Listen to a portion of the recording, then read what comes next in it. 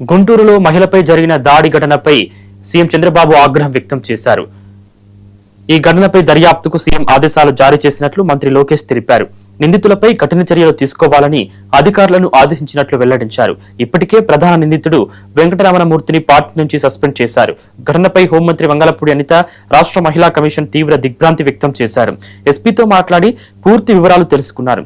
నిందితులను ఎట్టి పరిస్థితుల్లో వదలొద్దని హోంమంత్రి స్పష్టం చేశారు. పార్టీ ముసుగులో మహిళలపై దాడులు చేస్తే ఎట్టి పరిస్థితుల్లోనూ ఉపేక్షించబోమని మంత్రి లోకేష్ హెచ్చరించారు.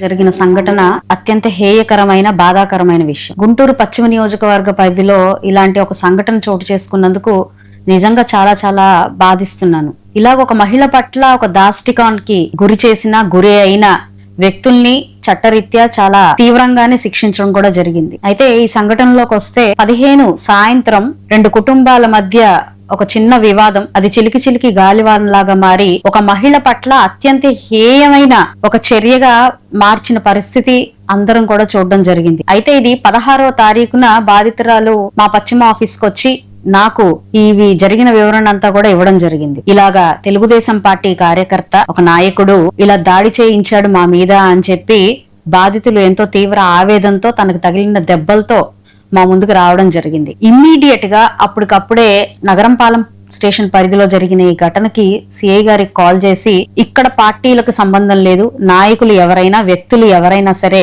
వాళ్ళ మీద తీవ్రమైన చర్యలు తీసుకోవాలి. దీనికి పాల్పడిన వ్యక్తి ఎవరు ఉన్నా కూడా ఆ సంఘటనలో వాళ్ళందరూ కూడా ఇమ్మీడియట్ గా యాక్షన్ లోకి తీసుకోవాలి అని చెప్పి సిఐ గారికి చాలా సీరియస్ గా ఆయనకి డైరెక్షన్ ఇవ్వడం కూడా జరిగింది. ఇది 16వ తారీఖు సాయంత్రం అంగన్వాడీ రివ్యూ అయిపోయిన తర్వాత నా దృష్టిలోకి వచ్చిన సంఘటన విషయం ఇది. బాధితురాలు స్వయంగా రావడం జరిగింది. అప్పటికప్పుడే అదే 16వ తారీఖు ఇమీడియట్ యాక్షన్ తీసుకోవాలి అని చెప్పి సదరు పోలీస్ అధికారికి కూడా చెప్పడం జరిగింది. ఆ సంఘటనలో అక్కడ చోటు చేసుకున్న సంఘటనలో తెలుగుదేశం ప్రధాన కార్యదర్శి, అదే విధంగా ఒక హిజ్రా, అదే విధంగా 2-3 నాయకులు, అదే విధంగా కొందరు అక్కడ స్థానికంగా ఉన్న ప్రజలు ఈ సంఘటనలో దాదాపుగా 9 మంది దీంట్లో భాగస్వామ్యులు అయ్యారని తెలవడం జరిగింది. నా దృష్టిలోకి వచ్చిన వెంటనే వీళ్ళ మీద కఠిన చర్యలు తీసుకోవాలి అని కూడా చెప్పడం జరిగింది. కృష్ణబాబు కాలనీలో 2 రోజుల క్రితం జరిగిన సంఘటన అత్యంత హేయకరమైన బాధాకరమైన విషయం. గుంటూరు పశ్చిమ నియోజకవర్గ పరిధిలో ఇలాంటి ఒక సంఘటన చోటు చేసుకున్నందుకు నిజంగా చాలా చాలా